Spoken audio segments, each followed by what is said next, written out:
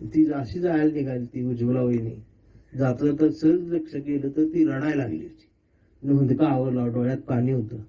आणि मी विचारलं, म्हणलं वहिनी का रडताय? तर ह्यो म्हणला तू आज जा. कशाला रडायला आलेस त्यांच्यासमोर? नाही म्हणलं थांबा दादा. म्हणलं काय झालं वहिनी? ती म्हटली काय सांगायचं तुम्हाला, आमच्या 2 रिक्षा होत्या.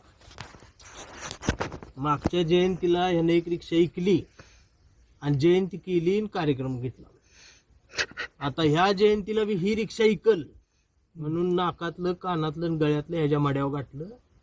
तेव्हा ह्यो कार्यक्रम झाला आणि ही राहिलेल्या महिन्याभराचं राशन त्याचं पैसे होतं, ही पाकिट तुम्हाला द्यायला लागायले, ही घ्या आणि जावा. आणि दरवर्षी असा रात्रीच 2 वाजता प्रमुख पाहुणा इथंच म्हणली.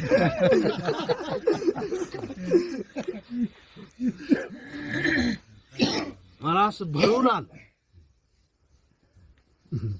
पाकिट असं दाबून धरलं होतं खिशात, ढिल्ल ढिल्ल व्हायला लागला. आणि समोर आपल्या सगळ्या महापुरुषांचे फोटो होते. शिवाजी महाराज, महात्मा फुले, डॉक्टर बाबासाहेब आंबेडकर, सावित्रीबाई फुलेंचे असे फोटो सगळ्या लाईनीत थांबलेले होते.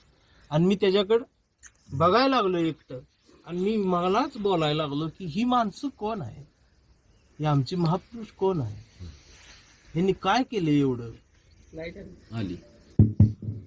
यांनी एवढं काय केलं, एवढा का पेटलाय, घरदार जाळून घेतोय, जयंती साजरी करतोय, कशासाठी करतोय, याला काय एवढा किडा आहे एवढा चळवळीचा, त्यांना शोधून बोलवतो, स्वतःच घर जाळून हे सगळं करतो.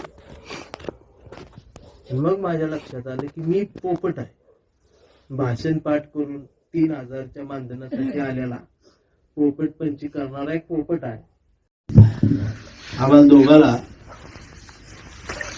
त्या सुरेश भटांच्या गजलेच्या ओळ्या आठवायला लागल्या की जाळलो गेलो ते सोडले नाही तुला, कापलो गेलो तरी टाकले नाही तुला, हे उद्ध्वस्त झालेल्या घरांची भीमराया घे तुला लेकरांची वंदना.